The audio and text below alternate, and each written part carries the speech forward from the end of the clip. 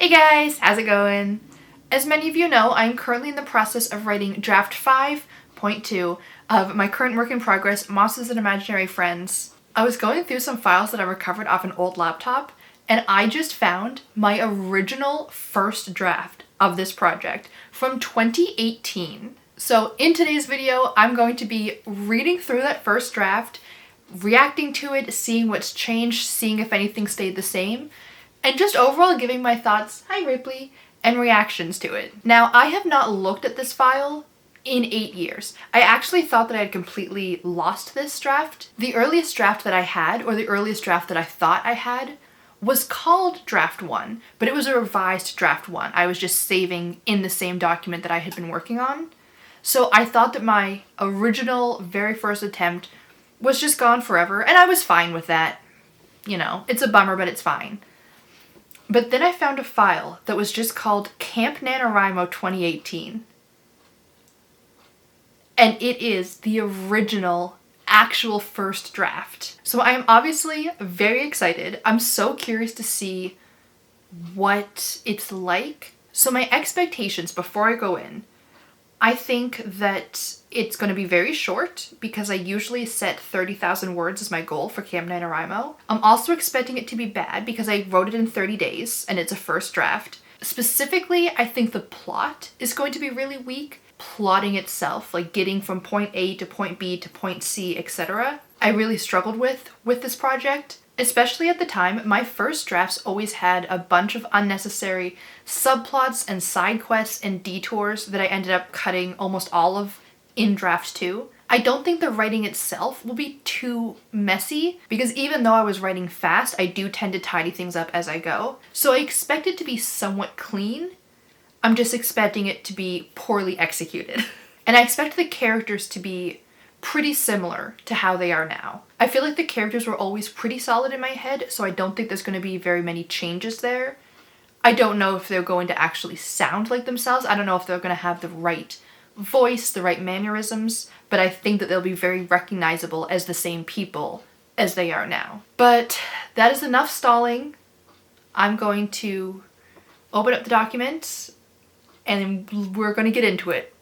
I'm kind of giddy. I don't know why. I'm feeling excited. I thought I was going to feel nervous. Up until the moment I started filming, I was very nervous. Now I'm just giddy and excited. This is great.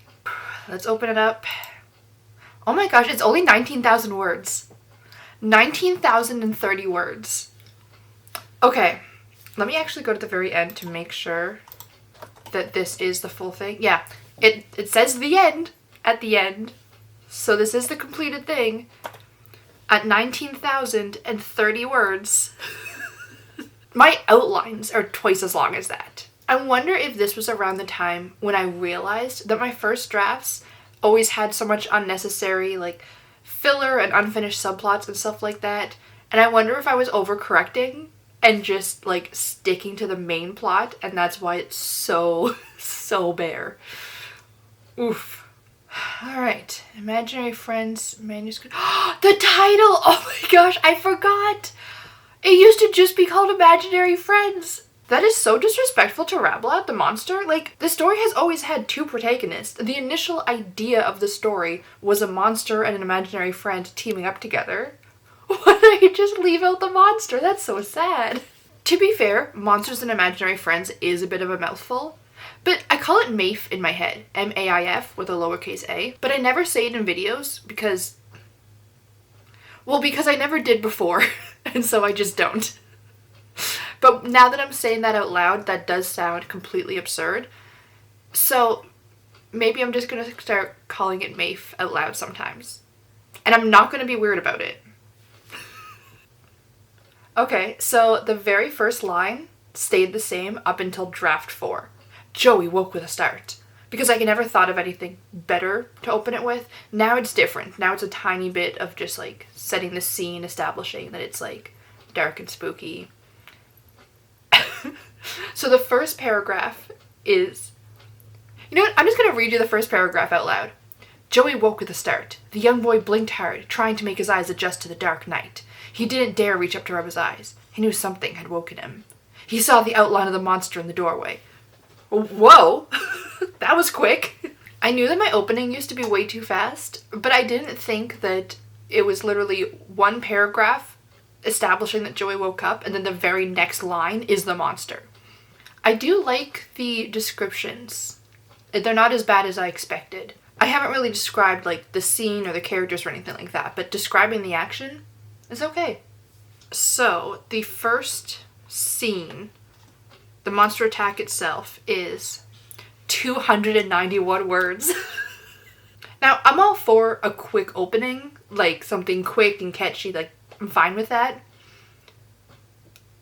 But to have him wake up to try to build that sense of fear of something is wrong, to have a monster show up, a monster, like the reader has no idea what the context is right now. So why is there suddenly a monster? How did it get here? Is this normal? What is happening? And then to the monster attacking him and then the scene ending.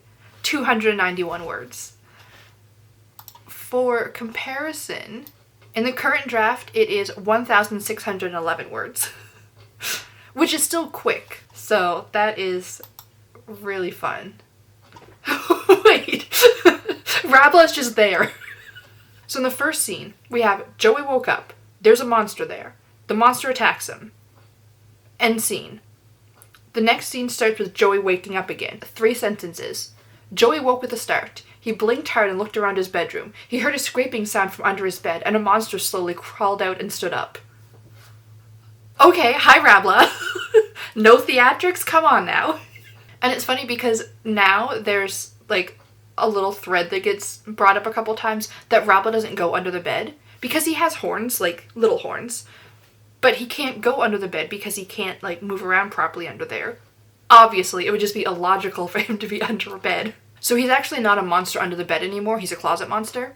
Honestly, I kind of forgot that he used to be under the bed because now it comes up so often that he can't go under the bed. Like when they're looking for clues, Jax has to do it. He talks about like Joey's outfits, like the clothes in his closet all the time because that's where he spends so much of his time. Like it just feels so weird and wrong that Rabla is under the bed. Also, like writing wise in general, way too fast. What the hell? Huh, that line is the same. I think. Is that the exact same line? So when Rabla shows up, he's there to just scare Joey, like that's his job. And then he realizes that he's actually injured. And the very first like proper line we get from him is, "Oh shit, you're bleeding." And in the new draft, it's, "Shit, you're bleeding." It's fun that it never changed. Yes, Ripley? What? Do you want to read too? In this one, Joey is so much more confused. Joey has no sweet clue what's going on. He doesn't even know he's bleeding. Oh, Jax just immediately jumps in, being a jerk. Not a jerk, he's being overprotective. But he just appears and is suddenly yelling at Rabla without even looking at anything. Oh, and they just immediately jump to, oh, it was a rogue monster. To be fair, that was something that was still too fast, even in draft 4 when I got the beta reader feedback, that they just jumped to conclusions way too quickly. Finally fixed. It was still better than this in my last draft, but I feel like I finally nailed that in this draft. So it's cool to see how much worse it was than it is now. I will say, a lot of their dialogue like feels like the character. Jax is a little bit flat. Jax's lines are pretty much what's advancing the plot right now. Like he's the one deciding to go to the chief and stuff like that. And I feel like his lines are very like written for that purpose. There's a little bit of personality there. Rabla is all personality right away. He came to me very quickly. Like that is one character that came immediately, fully formed, named, pictured so clearly in my head from the moment that I thought of the story. Like I'm not at all surprised that this is still Rabla. Oh, okay. So we're still in chapter 1. We are, let's see, we are barely 1,000 words in. 1,042 words. And they've already decided they're going to the imagination world. So, okay, let's see.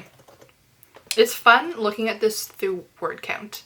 So within the first 300 words, Joey's already been attacked and the monster is gone.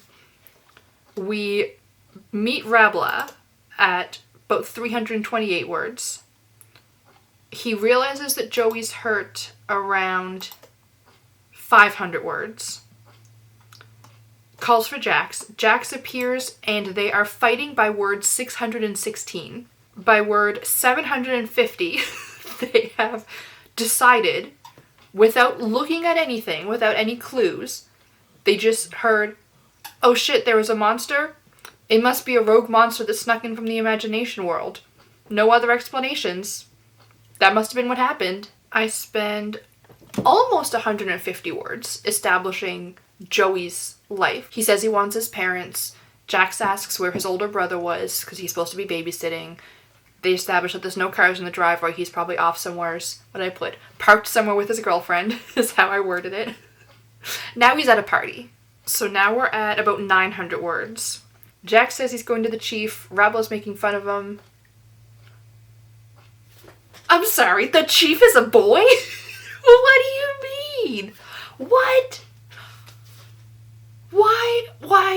What? No, the chief has always been a woman. He'll get this taken care of and find out who did it. He'll make sure justice is served. Is that a typo? Or was the chief a dude for a little while? I have no memory of that. I don't know why that shook me so much. What do you mean the chief is a man? Sorry, I got distracted, so let's go back. So, at about 900 words, Jax says that he's going to go to the chief. Rabla says, you're going to go crying to the chief? Really? Jax is defending himself. Rabla says, okay, fine, I'm coming too. They bicker for another 100 words or so, and then Jax agrees that they'll work together. Rabla agrees. And then, all right, Jax says, standing and setting Joey down on his bed. Let's go. At this point, Joey's still bleeding. They don't know what happened. They haven't even looked around the bedroom. They don't even know for sure that the monster is gone. Like, he hasn't even said goodbye. He just stands up, sets Joey down, and says, let's go. What the heck are you talking about, Jax? The problem I think I was having was that I knew that Joey had to end up in the imagination world with them, but I couldn't think of an excuse for them to bring him along. And I think that the excuse has changed in every single draft so far. So in this one, apparently, they just decided they were going to go. Joey gets scared and upset. And then I guess Joey asks to come to the imagination world. And then Rabla's impatient, so Rabla says, whatever, let's just bring the kid with us. And then they bicker for like half a page. And he just says, okay, and brings him. It is against the rules to bring a kid to the imagination world. That has always been established. But it's fine. A lot of the descriptions of them shifting into the imagination world stayed quite similar though. Like, little details have changed, the wording has obviously changed, but some of the comparisons that I make are still the same. That's fun. I'm noticing a lot of crutch words that I hadn't realized were my crutch words yet, and are everywhere. A lot of, like, repetitive phrasing, a lot of words that I'm kind of overusing a little bit, but for a first draft, that's obviously fine. Oh, I think they initially, in this one, they're not even in the forest. They're just in the city. Are they? I talk about trees being the trees were shaped weird, the buildings were all funny looking. What does that mean? I know that it's just because I was being light on description because it was a Camp NaNoWriMo when I was fast drafting. But what a sentence. The trees were shaped weird. The buildings were all funny looking. This pacing is absolutely ridiculous. Like, we are speeding along. Oh, look at that. The chief's office used to be carpeted. Okay, there's a little bit of character description for... I never described Jax. Wait, did I just skim past that? Huh, I never described Jax. Whoops. Oh, apparently the chief isn't that mad. The chief just frowns and asks why a human is there. Underselling it just a little bit. Oh, it's cute that that's been there the whole time, because I like that line. When Jax is explaining what happens, he says, like, there's a rogue monster, it attacked our kid, and Rabla cuts in saying, don't call him our kid, you make us sound like a couple. Because I just think it's a funny line, and of course Jax wouldn't think of it that way, and of course Rabla would, and of course Rabla would want to get defensive of, like, I wouldn't be with him. The joke is that at this point they don't get along at all, but they're bickering like an old married couple. And also, maybe I ship them a little bit, so it's a funny joke for me. They don't end up together in the novel. There is no romance. To be fair, the story takes place over like 3 or 4 days, and there's a lot of other stuff going on.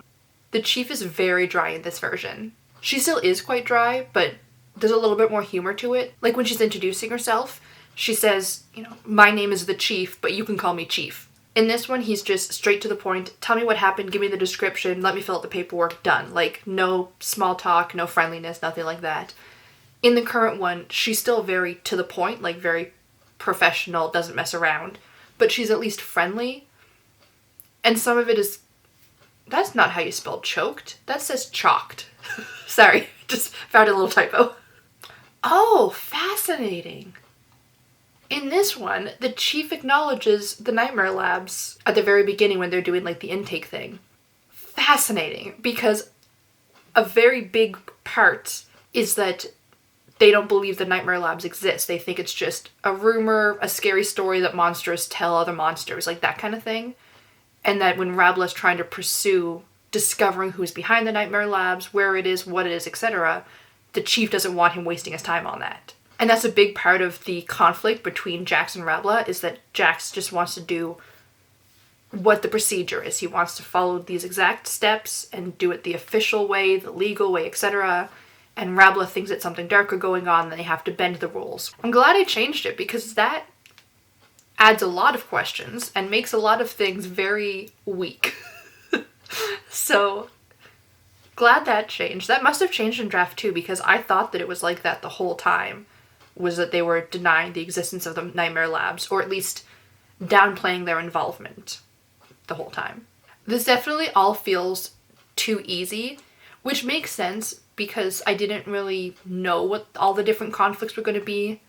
I doubt I have any subplots at this point in this version. So it was just, this has to happen, this has to happen, this has to happen, and this has to happen. And so this happens, this happens, this happens, this happens. Whereas normally in a story, you have to say, well, this happens, and then this goes wrong, and then we end up here, and then we veer off this way, and then we go here, and then something forces our hand to go here. Like, you know what I mean? But this is very much just, well, we need to get to the imagination world, so let's go to the imagination world. Oh, we need the chief to investigate, so let's stop by the chief's office. Oh, we need an excuse to look around, so the chief says we can look around. Like, I do think that Jax and Rabela have good banter together, though. Like, their dynamic is solid. Oh, there's another repeat of the same phrase that I've used twice already. Oh, they're in the monster realm. 3,000 words in. 3,000 words in. We're in chapter 3, and we're already in the monster realm. This scene specifically, if it's the scene that I'm assuming it is, changes places a lot throughout the drafts. Apparently it used to be at the very beginning, as soon as they left the chief's place. Which doesn't... You might be able to hear Comet... You might be able to hear Comet snoring in the background. I don't remember if I kept that description, but I like it, so I'm gonna just make a note. There's a line here that I cut. I mentioned a couple times the stereotype of monsters eating kids, even though no kids get eaten throughout the story. I mean, not yet anyway. Who knows what'll change the next draft. I kind of make a joke of it a couple times, but in my last reread of my previous draft, I felt like I was just talking about it too much, and it sounded like I was setting something up that isn't going to happen. Like, it sounded more like foreshadowing than just like world building lines and stuff like that. So I ended up cutting out a lot of the references to kids getting eaten. I don't know if I'm going to keep Rabela's last name, because Rabela's last name is Child Eater. He doesn't eat kids, but that's his name. But in this one, I still have one of the lines that I really liked. When they're going into the monster realm for the first time, Rabela tells them to stay close. He says, "You two stick close to me," Rabela said seriously. "Imaginary friends aren't exactly welcome here, and kids are a little too welcome." Because they eat them. I just liked that line. I liked the way it sounded. I don't think I'm going to bring it back, but what a nice little memory. Oh, and I don't describe Ferk's house at all. I'm assuming this is Ferk's house. Where is... Yeah, Ferk. Aw, the fighting rings. I finally cut the fighting rings. I only just removed them now in draft 5. It was a whole subplot. It was how they were getting some of the information. And as much as I loved it as a subplot. I loved all of the background effects of it. I loved writing the scenes. I thought it was so fun. But it just wasn't weaving through into the main story as well as a subplot should. And it was feeling a little bit too convenient. Like I had to tweak too many things to get it to work. So I finally cut it in this draft. I'm sure I can have underground fighting tournaments in another story. It'll be fine. But it is a little bit sad that it's cut from this draft, even though it makes the story significantly better. And what I've changed it to just flows so much better with so many other elements of the story. I didn't notice how similar Ferkt is. Like, that conversation was very similar. His voice is super similar. His attitude is super similar. So it's fun to see how many things have stayed the same, but also how many things I kind of hinted at here that I've since developed and actually made stronger. So that's cool. Oh yeah. This was before I kind of figured out the time difference, time zones, whatever you want to call it. And it makes no sense. What I wrote in this one makes no sense. I didn't have a time stop. Wait, what? Oh, I forgot. In the current draft, that's why Joey stays in the imagination world. It's explained in the novel. I'm not going to go into it all right now. But in this version, I just say that time passes quicker in this world. But the timeline just gets so jumbled and mixed up because it didn't make sense why it suddenly was taking 4 days for 1 day to go past. But if the imaginary creatures work in the real world, then going to work for one night is missing like 3 days. And like, it got really confusing. And also, Fantasia has longer daytimes and the Monster Realm has longer night times. And I just kind of said it and then never really thought about it or structured it or anything. So sometimes it's just daytime when it should be nighttime. Sometimes it's nighttime when it should be daytime. Now I actually have a full chart. Sometimes I kind of just say things and just assume future me will find an excuse or an explanation that will make it make sense. This was definitely me just saying things. But luckily for us, future me did find a way to make it make sense. There's another joke about eating kids. That one I might have kept. I don't remember. When they leave Ferk's, he shouts at them on the way out the door, "Next time you bring a kid to my house, it better be a snack." And it's suddenly nighttime. Even though he was attacked in the middle of the night, they've been at the Chief's for an hour or so, and it was middle of the day, and now all of a sudden it's nighttime again. There's so many little things that I can tell I was just drafting quickly and just not putting thought into. Like when they get to Drax's house, I'm kind of describing it from Joey's point of view, and he has like posters all over his walls, he has tons of like action figures, and he has movies, and he has games, and he has a giant TV. Like, again, he's kind of supposed to be a little kid's ideal version of like super cool. He had a giant shelf full of all of Joey's favorite action movies and the biggest TV he'd ever seen in real life to watch them on. Real life? In real life? Guys, we are in the imagination world. What is this real life you were talking about? I think that I was trying to say it was the biggest TV he'd ever seen in person, but just little things like that. Yeah, Jax is definitely coming across as more of like a not so fun parent. Like, he's not being strict. He's just being like, okay, we're here, we have to go to bed. And Joey's like, wow, but look at all these cool movies and video games. Can we watch a movie? Can we play video games? And Jax is just like, nope, we have to sleep. Because for the sake of the plot, they do need to sleep right now. Jax is coming off as a very robotic parent. He's an imaginary friend. He's the cool big brother. He wouldn't be like, let's go home and sleep. But I'm not tired, I want to play video games. Try to sleep. And actually, in the current version, what this scene kind of evolved into, because they do still have to sleep, and Joey is still too excited to sleep, Jax has a pretend slumber party in the middle of the day, and he kind of makes like a fun game out of it, which is very much more Jax. And then I think they have ice cream for breakfast. I don't remember if it's that day or the next day when they have ice cream for breakfast. But the way I see it, he's a little kid's imaginary friend. Of course he would allow him to have ice cream for breakfast. It still feels so jarring that I keep referring to Rabla as a monster under the bed. He's not. That made no sense. Also, just Rabla's personality. He is not a monster under the bed. Rabla would not go under your bed. It would mess up his outfit. He is obviously hiding in the closet and probably critiquing your wardrobe. Oh my gosh, they're still arguing. Guys, get it together. I'm glad I changed this. This is very flimsy. I'm gonna be honest, I have no idea what day it's supposed to be. Because I think it's supposed to be the next morning.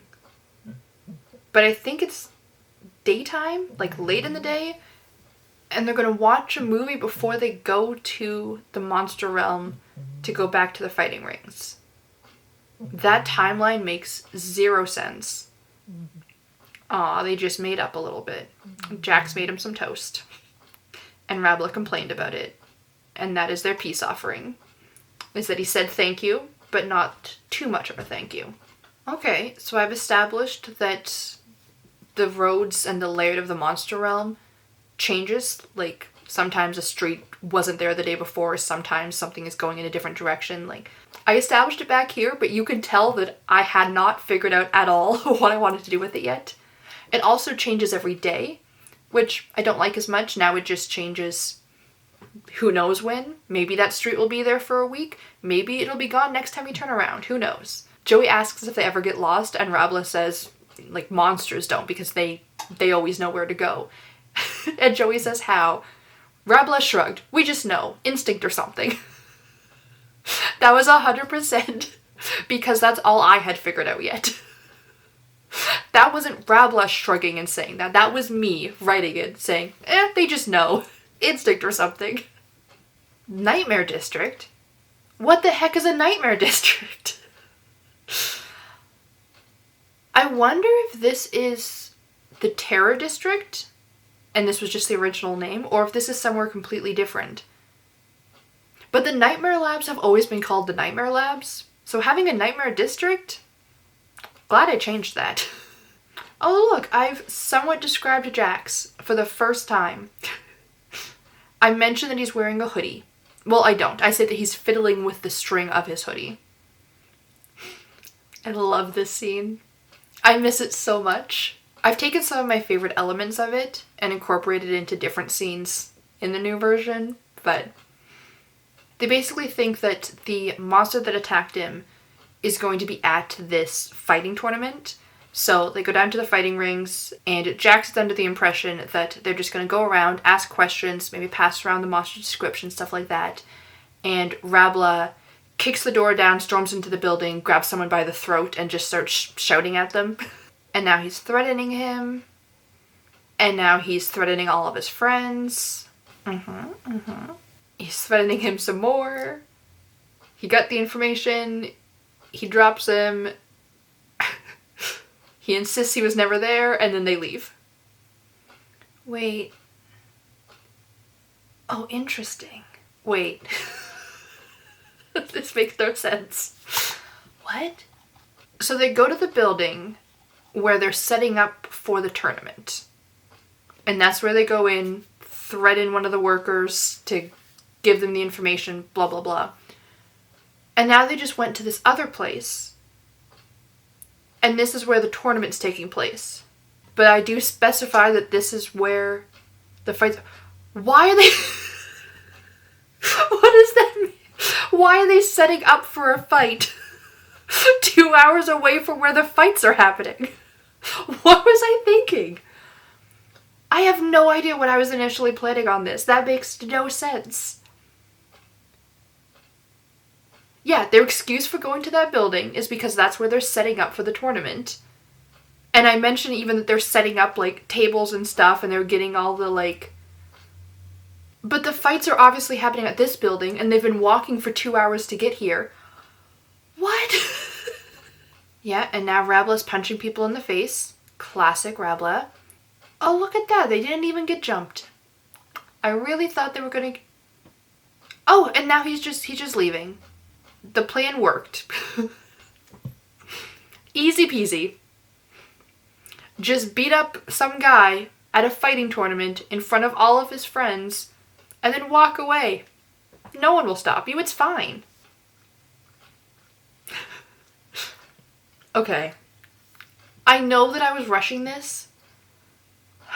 So we just had the fighting rings. They are on their way out of the nightmare district. And then there was a paragraph saying that they spent the evening watching movies and playing video games. And then the next line is, they returned to the fighting rings the next day at the same time as the day before. I think that for the sake of the timeline, I didn't want the two events to be back to back. But for the writing, I did want them to be together. So I just skipped an entire day. I think the big problem here is that the timeline is completely whack, but also the pacing is really bad. So it's really hard to figure out when we are at any given point. I think we're right before the midpoint, and I'm very curious how much of that has changed, because the midpoint beat, the thing that happens at the midpoint, I think has stayed the same the whole time. In previous versions, it was taking place during one of those subplots, and now it's taking place in a completely different scenario, but it's still the same thing happening. I'm so curious. Yep, it is the same. I thought so, but a lot of other things have changed. Ooh, there is a line here that I really like. I'm stealing that for the current version.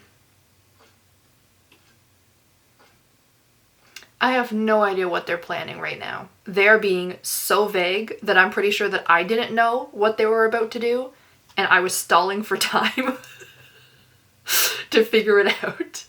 There's a specific argument here that is still almost the exact same. It's just tidied up and worded a little bit better, but wait. Why are they still together? Rabla just called Joey their child. Cute. I have no idea why Rabla is there in this scene. In like every other version, they split up for a little bit right after the midpoint. And he's still there. That's so interesting. Do they not split up, or did I split them up at a different time? I guess they're not splitting up because Rabla just asked Jax if he could stay at his place. What in the world are you guys about to do? Are they gonna go to Gnarl together? Why? Oh, no. What? Yeah, they're going to Gnarl. Why in the world does he bring Jax there? This makes no sense. Oh, I finally described a room though. And actually, it's completely different. What a boring way to describe it too. I mentioned there's some decorative oddities and it's cluttered, but aside from that, it's just a regular home. Also, I forgot, this is something I only changed in this draft, which is kind of silly, but because Firkt is kind of paranoid, Rabla has to give like a secret password at the door to come in, but Gnarl, who's like a crime boss, he just opens his own door. Rabla just says, "Hi, I'm here for information, can I come in?" And he lets him in. I must have realized very quickly that it makes absolutely no sense for Jax to be here right now, because he's pretty much just sitting, not talking, not doing anything. I have a couple of lines of his thoughts on what Rabla's doing, but he's literally just sitting quietly and watching what's happening because he is useless in this scene. Oh, I forgot. Oh, they're... He gave them suspects. In draft 4 and 5, I think also in draft 3, he gives them either a clue or directly the information about how to find the nightmare labs. But in this one, do I not have the labs at all? Or maybe I... Because he just gives them a list of suspects and their addresses, and they're gonna just go to their houses. Oh yeah, I was going back and forth a lot about whether or not they had phones. Because obviously they have to be able to communicate with each other. But it just doesn't feel right that they would just have cell phones. Like, something about that just feels really wrong to me. And I wanted something more magical. So in this one, you can tell I did not put any thought into it. I just said, they called the chief. How? Where? Why? And how were they not able to call her before? How come last time they had to run 3 hours back to headquarters to be able to talk to her, and now they're just calling her? How quick is this gonna be? Am I gonna spend the entire third act just going to random people's houses and seeing if they're the bad guy? Oh yeah, the bar! I forgot they had this bar. It doesn't exist anymore. This felt very like D&D Tavern. This whole scenario. Okay, yep. They showed up, they asked questions, they got into an argument, they got information from the barkeeper, and then they left. Yep, classic. This feels like a tedious montage in the middle of a kid's cartoon. Like, what is happening? They're literally just walking to these people's houses, accusing them of a crime, getting their alibi, and then leaving. I wonder if while I was writing this, if I even knew where they were going. Okay, so apparently they never split up at all, because this was the other opportunity where they could have. And they don't. They stick together. How sweet. It doesn't make for a very compelling plot, and it makes their character arcs kind of flat. But sure, it's sweet. Oh, this is... what? Where are we? Who are these people? They're at the final name on the list, which is supposed to be somebody's house or hideout. I guess this is supposed to be a hideout, is what I'm implying. The way that I'm describing it, this is like very early stages Nightmare Labs. Was the Nightmare Labs not the Nightmare Labs at all? Was it really just that throwaway line in the very beginning? What? This is definitely what the Nightmare Labs evolved from. Like, even the way they're creeping around the building, it has the same layout. It just has a completely different purpose. It's just not at all the Nightmare Labs. Huh. Yeah, and that's that hallway. And that's where they check for the camera. Wow! It is so cool how much of this is the same and how completely different it is. This feels like when you go into your neighbor's apartment, like you have your apartment, and you go into your neighbor across the hall, and it's the same structure, but it's so different. Like, their office is a bedroom, and they have their couch on the wrong wall. Like, you can see that it's obviously the same place. It's just so different and feels so different. That's what this feels like. This feels like new people have moved into... This is so fun. I'm having a really fun time. Right, Comet? Are you having fun? Oh, I did not expect that. Oh.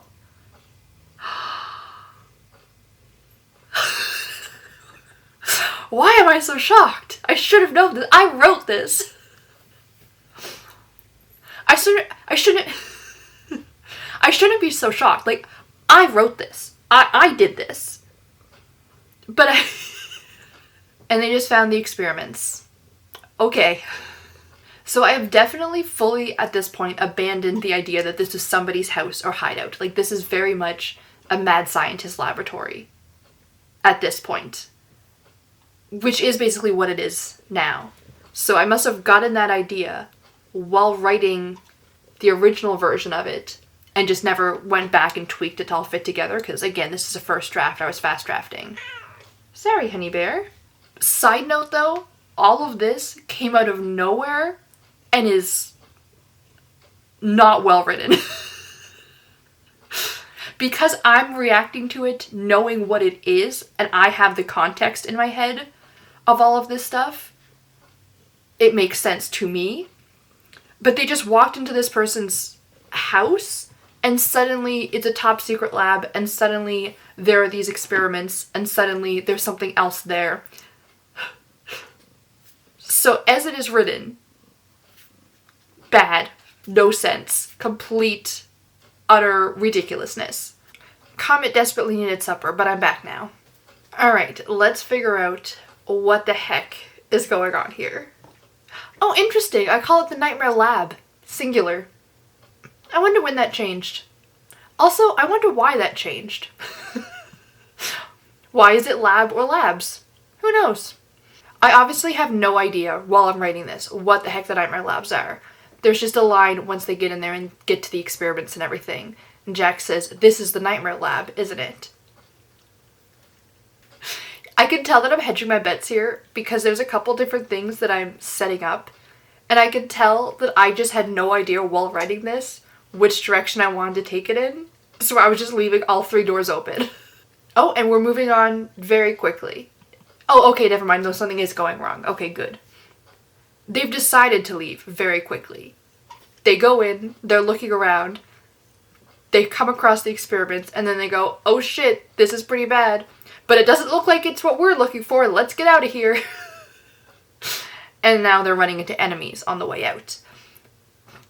I've noticed the characters' actions in this one are very much just dictated by what needs to happen for the plot to move forward. There's still obvious characterization to them, but a lot of their decisions aren't necessarily considering what the character would do. It's just dictated by what the writer needs them to do.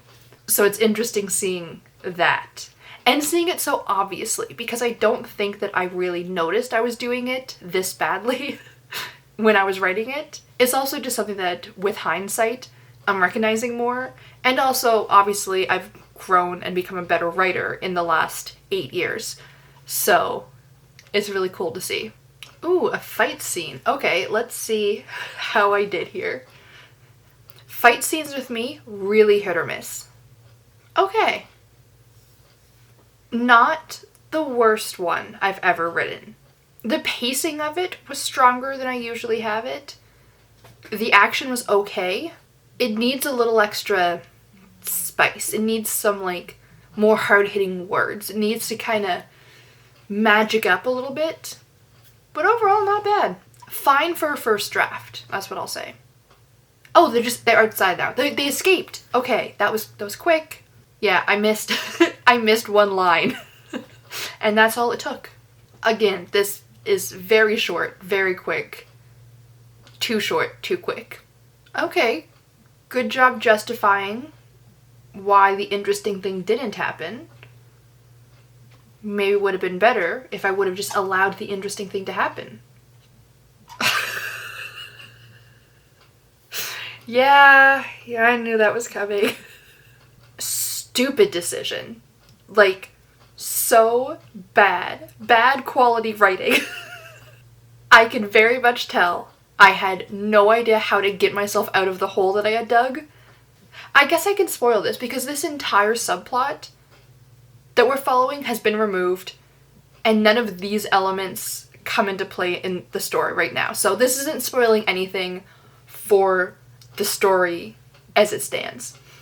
But at this point, they are investigating these 3 people, and the chief was investigating someone else. They think that one of these 4 people snuck into the fighting labs and took Joey. Does it make any sense? No. That's why this whole thing was removed. And if it would have been any of these 4, it would have been so weak because we have no motivation for these bad guys. We have no backstory. We don't know anything about them. They just appeared out of nowhere and suddenly we're deciding they're the villain. So it wouldn't have made sense for them to find Joey here. But they still have to find Joey. I think I was trying to cover my ass by, like, acknowledging how bad it was, but also not knowing how to make it less bad. Rabla put his head in his hands and squeezed his eyes shut. Jax was right. Every lead was dry. Everything they tried had failed. Their only hope now is a miracle. And now cue the miracle. Jax's phone started ringing. He looked down at the screen and froze. "It's the chief," he said. To be fair, that's literally the chief's job. But what a freaking cop-out. Like, we're following the 2 characters go on this wild goose chase, trying to find this kid, and then they don't find the kid. And then they just get a phone call saying, "Oh, hey, we found the kid and he's fine." And I knew as soon as I wrote it that it sucked. But again, I just couldn't think of something better because I'd written myself into this corner with going to these random people's houses. It's just very interesting to see the choices that I made, and I just kept digging this hole and just hoping that I'd find a way out, and I didn't. Weak justification for what happened. Oh, I forgot! The chief doesn't even find him at the fourth bad guy's house, the one that she was investigating. They just found him wandering around town. And they just picked him up and brought him back. And now the characters are complaining because their leads went dry. Probably because there were no clues for you to follow in the first place, because the writer didn't add anything in. It's not your fault, guys. I can tell that I was very excited to write what was about to happen, because this scene is so fast. And it should be a very slow building up the moment scene. Characters jump into conclusions again. See, my characters jump to conclusions a lot, mostly because I, at the time, with my writing skill that I had, wasn't confident in delivering the information so that the reader would make the next logical assumption, because I, as a writer, am not setting up the situations enough that it logically makes sense. Like, I know that this has to happen and this has to happen, and I don't set up the middle enough, so I just get the characters to jump from here to here. But now, I'm so much better at filling in those things, weaving things through coherently, adding in steps, so it doesn't just seem like the characters are making assumptions out of nowhere. You're getting the information, or the characters aren't even the ones making the assumption, because through the narration, through the plot, through everything else, I'm getting the same information across. So it's very fun to see how much I had to rely on that at this point, and then comparing it to how much stronger I am as a writer nowadays doing the same thing. Wait, what? Where are you going? What? Why are we leaving? Okay. Fine. So the way that I usually will write a plot twist, and the way that I like reading plot twists, like this is just personal preference of any time there's a big twist, I like showing it very vaguely and having a moment of just the reaction, and then like after a paragraph or two, then explaining what is actually happening. It'd be like if there was a car accident out of nowhere. I don't describe it as a car accident immediately. I describe them walking up on the scene, the smell of smoke, the sounds, the crushed like metal and stuff. Pause for a few moments, and then I zoom out and show and specifically say the cars crashed into each other, or whatever it is. And I like that as a reader, because if I did guess the plot twist, there's a moment of confirmation before the story actually tells me that I was right. And if I didn't guess the plot twist, it's a shocking moment of like a little bit of confusion of, wait, what's happening? What's going on? What is this? And then if I was close, that might be the final piece that I need to guess the twist and then immediately read it. But if you have no idea what's coming, you're not confused for too long, right? Like, so it's usually just a couple paragraphs of very vaguely confirming exactly what happened, pause for a moment, and then straight up telling you what happened. Which is kind of what I do here, but I don't do a good job saying what really happened. It's so heavily implied, and instead of immediately saying it, confirming it, just getting it over with, we're leaving. We're going to a different location, and apparently I'm going to do the reveal there. That makes no sense. That is messy and convoluted, because this way, if you did see it coming, it's already been confirmed. Twice, really, because I just reiterated and explained what we just witnessed. So it's pretty much confirmed. You just didn't get the high five yet of the author telling you were right. And if you don't know what's going on, now you're just confused and leaving for no reason. Wow, what a bad choice. what a bad writing choice this was. I don't know why I did this. And one of the characters is questioning it and calling out how it makes no sense. So obviously a part of my brain knew that this was ridiculous. Yeah, now I don't even know where we are. Oh, wait, what? Oh, we went, what? Okay. We're all the way back at a previous location. And not one that was nearby. We just traveled several hours. And now we're actually doing an activity at the new location. The characters are justifying why they had to leave. And they said, I just need to make sure. And another character's calling out, why couldn't you be sure where they were? And they said, because if I'm right, we need to be somewhere safe. What was so unsafe? Oh, look, okay. Ooh, interesting. I left a note for myself. I never do that. I must have just lost and confused myself so much that I'm backtracking in the middle of here. I put a note to myself, changed that they went to blank, the place they're at. Unnecessary. Going forward, pretend that they are back at blank. Change the top part later. Interesting.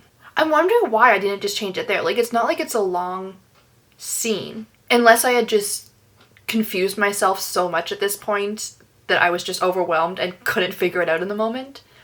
This is a very long-winded and tedious way to explain what I've already demonstrated twice at this point. Like, the reader knows what happened, and if they didn't, having a 2-page long discussion about it without saying it is not going to help them.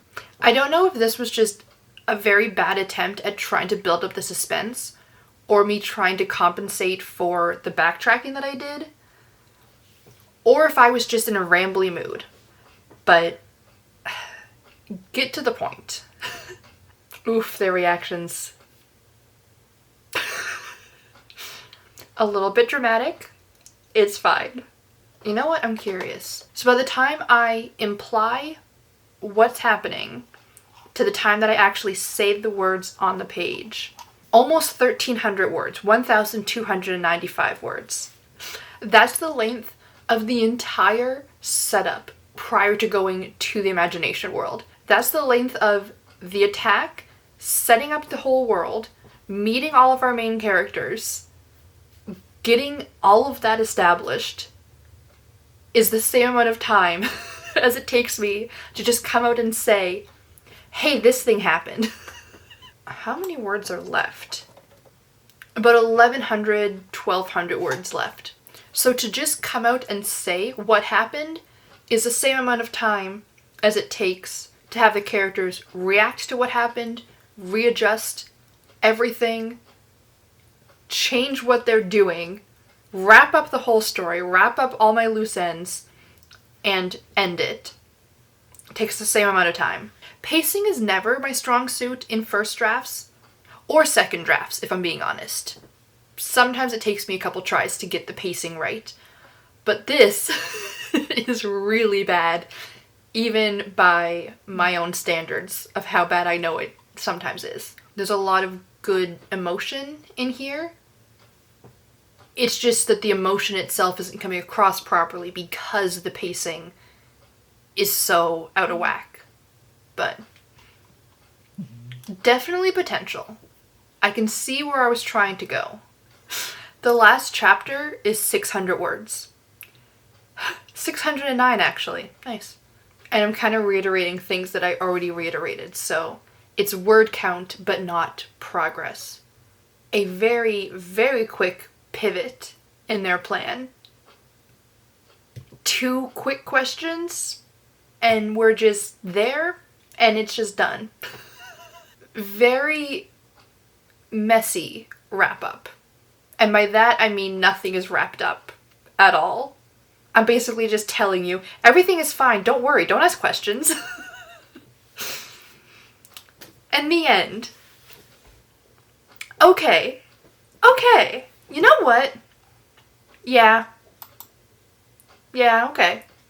I'm gonna be honest, that was much better than I expected.